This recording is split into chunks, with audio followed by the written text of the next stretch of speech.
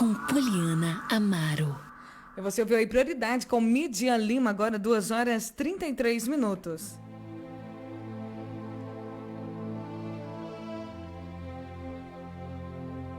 Muito bem, meus irmãos, nesse momento quero compartilhar com você uma dose de fé da Palavra de Deus.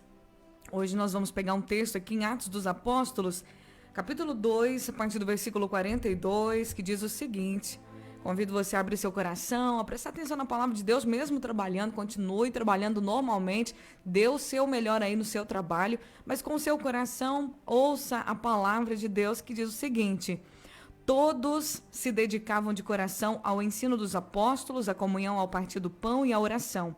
Havia em todos eles um profundo temor, e os apóstolos realizavam muitos sinais e maravilhas. Os que criam se reuniam num só lugar e compartilhavam tudo que possuíam.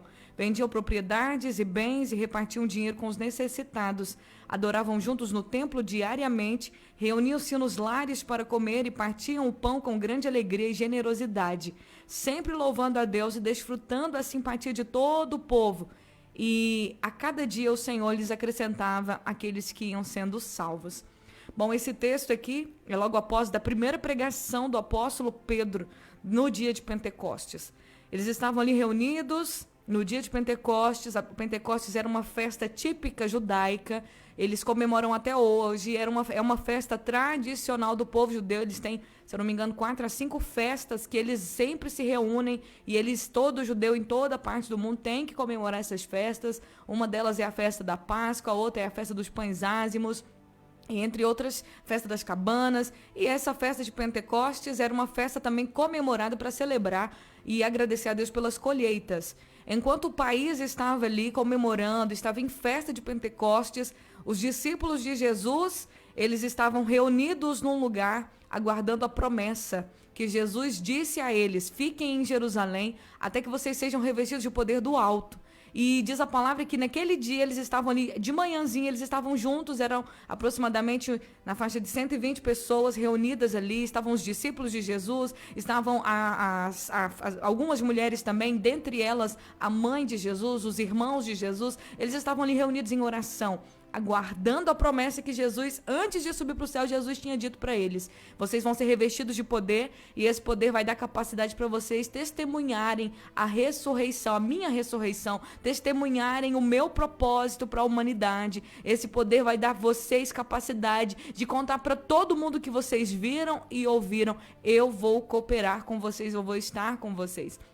E diz a palavra que quando o Espírito Santo veio sobre aqueles crentes, muitas pessoas ficaram curiosas, porque houve ali um certo alvoroço, houve ali algo inédito, um milagre, algo inacreditável aconteceu naquele lugar, que chamou a atenção de muitas pessoas, e muitas pessoas se reuniram ali onde aqueles discípulos estavam cheios do Espírito Santo.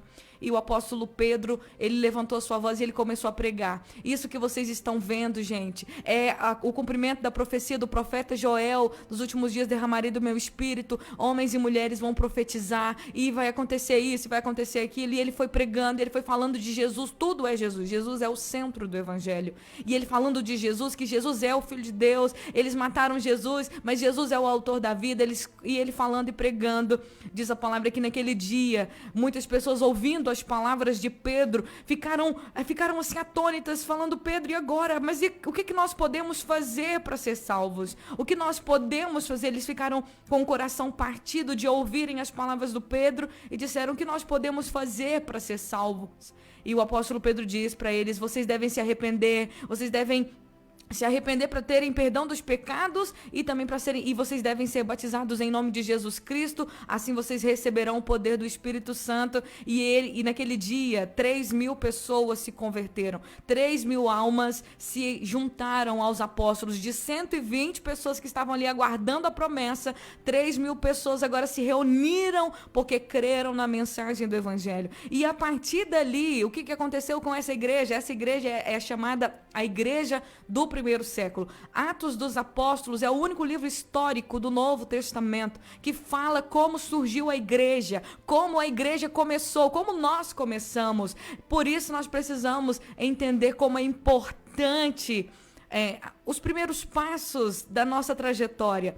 A igreja, ela foi se difundindo. A igreja não existia antes de Cristo. Jesus veio e inaugurou a igreja. Ele veio e ele estabeleceu a igreja. Ele disse para Pedro, Pedro, você é Pedro, mas sobre essa pedra, quer dizer, eu mesmo, sobre a minha palavra, sobre esse fundamento, eu vou edificar, eu vou construir a minha igreja. E contra a minha igreja, as portas do inferno não prevalecerão, porque eu vou conquistar todo o poder e vou dar esse poder à minha igreja.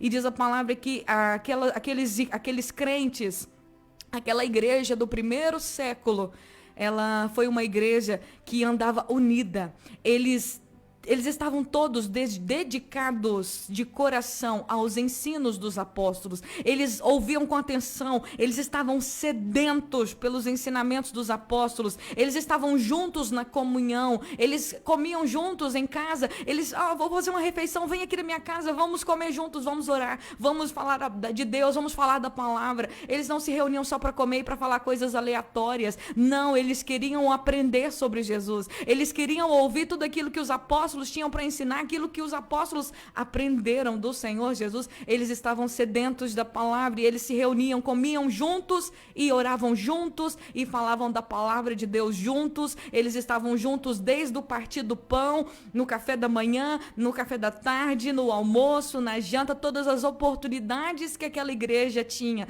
Eles estavam reunidos juntos para que eles fossem fortalecidos. E eles estavam juntos também, sabe em quê, gente? Na oração.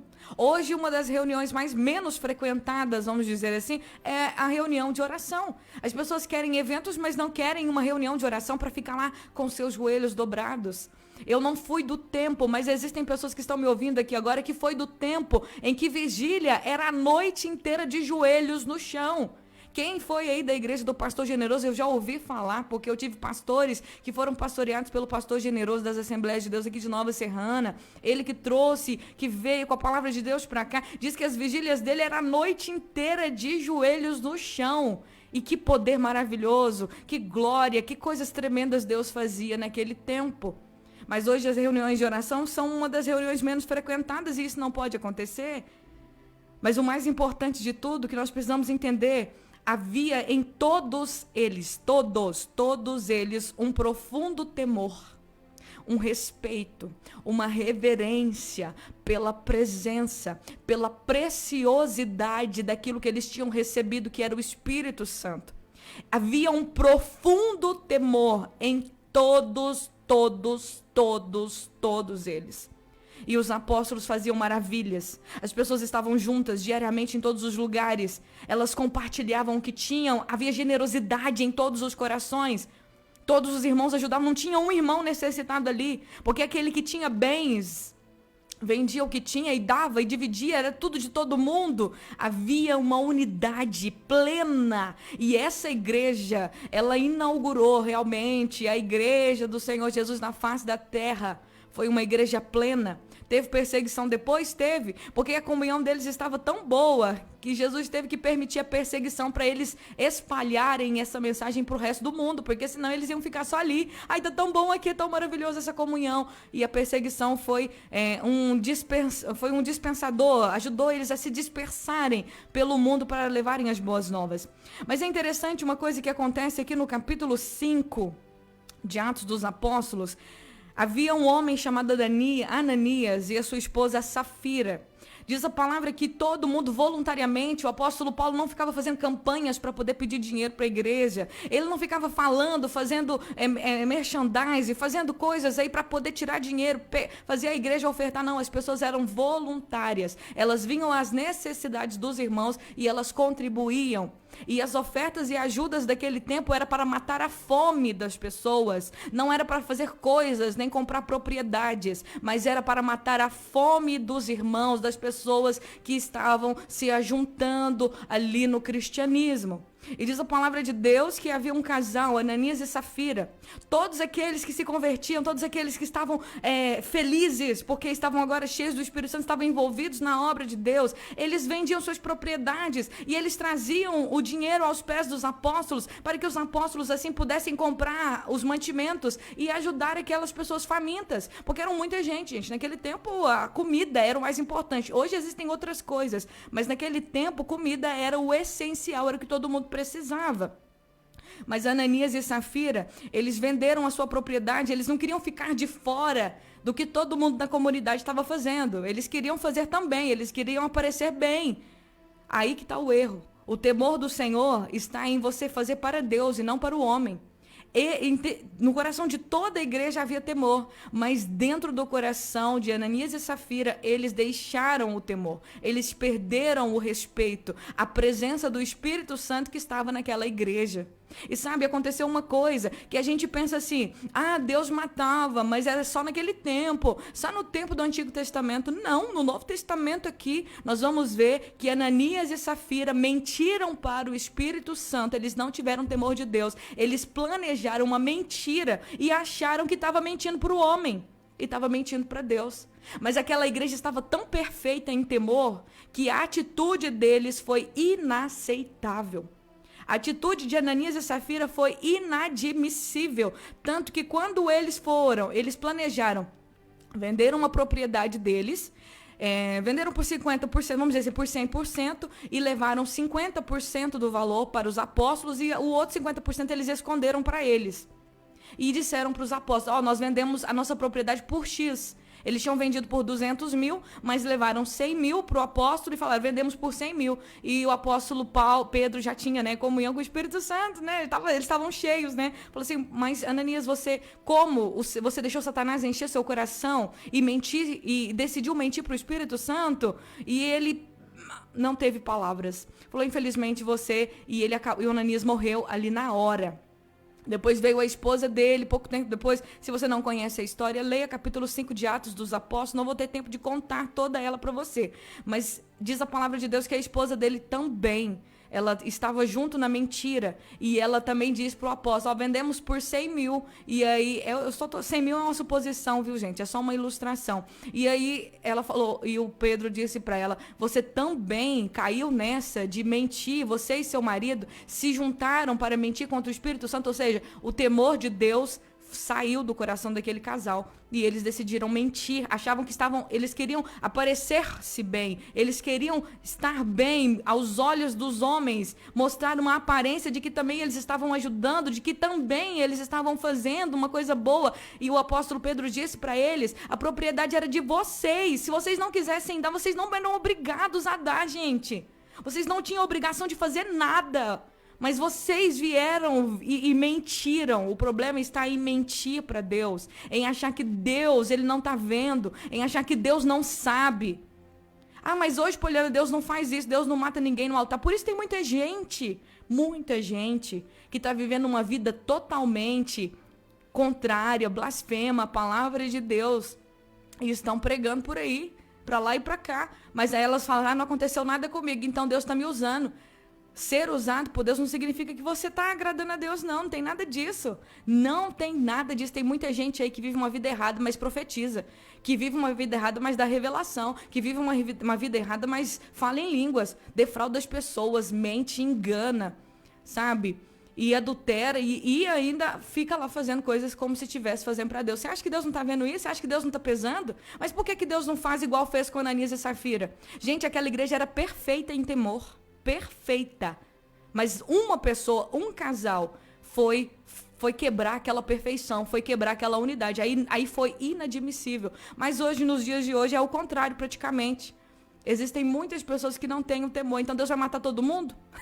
Deus vai matar todo mundo, gente? Lógico que não, ué. Lógico que não. Ele é misericordioso ainda, Deus ainda é, vou dizer outra palavra, Deus é paciente. Hoje Deus tem sido paciente, mas enfim, com essa palavra eu quero dizer para vocês que nós precisamos ter o cuidado de buscar manter o temor do Senhor na nossa vida. Que nós devemos atentar para a palavra de Deus e não permitir que o temor de Deus saia, porque Deus, ele vê todas as coisas. Os olhos do Senhor estão sobre todos nós, sobre os bons e sobre os maus. O erro de Ananias e Safira foi tentar enganar a Deus. Eles perderam o temor de Deus e o temor é algo que nós devemos praticar nas nossas vidas. Provérbios 28:14 vai dizer como é feliz o homem O homem constante no temor do Senhor, mas quem endurece o coração cairá na desgraça. Provérbios 28:14. Feliz é o homem que é constante no temor do Senhor. É ser constante ontem, é ser constante hoje, é ser constante agora e é ser constante amanhã. Porque aquele que endurece o seu coração vai cair na desgraça. Foi o que aconteceu com Ananias e Safira. Não foram constantes como a igreja que era constante no profundo temor a Deus, no respeito, na reverência, no amor, na dedicação, na bondade. Eles eram constantes. Eles faziam bem, não por causa dos outros, mas eles faziam bem porque o Espírito Santo estava neles. O Espírito Santo se movia na igreja, havia um temor, porque a presença de Deus estava ali e eles entendiam isso. Feliz é o homem que é constante no temor a Deus, mas aquele que endurece o seu coração cairá na desgraça. Provérbios 10:27, o temor do Senhor prolonga a vida, mas a vida do ímpio é abreviada. O ímpio é aquele que conhece a palavra de Deus, sabe que tem que obedecer, mas ele não tem temor para obedecer. Ele não está nem aí, ele despreza o que ele sabe sobre Deus. Ele despreza o Criador em sua vida. Ele despreza a presença de Deus em sua vida. Ele despreza com suas ações as coisas que ele sabe que é de Deus. Despreza o culto, despreza os valores, despreza a palavra de Deus. Esse é o ímpio. Mas aquele que teme o Senhor tem a vida prolongada. Nós precisamos atentar. Vamos buscar isso, gente. Vamos buscar o temor do Senhor. Vamos orar, vamos pedir, Deus, enche meu coração de temor. Me ajude a temer o Senhor, a andar na tua palavra. Em nome de Jesus. Vamos orar. Senhor, obrigado pela tua palavra. Eu te louvo. O Senhor é bom e a tua misericórdia dura para sempre. Oro para que nós possamos, ó Deus, nos atentar para a tua palavra. Que possamos, Senhor, no nome de Jesus, valorizar aquilo que o Senhor fez por nós. Tira do nosso coração, Senhor, toda rebeldia. Tira do nosso coração, Senhor, Pai querido, em nome de Jesus, tudo que não é teu. E nos ajude a viver uma vida para a tua glória. Muda o nosso coração. Muda as nossas vidas. Muda, Senhor, o nosso ser. Para que possamos ser melhores. Para que possamos fazer a tua vontade. Em nome de Jesus. É o que eu te peço. E desde já te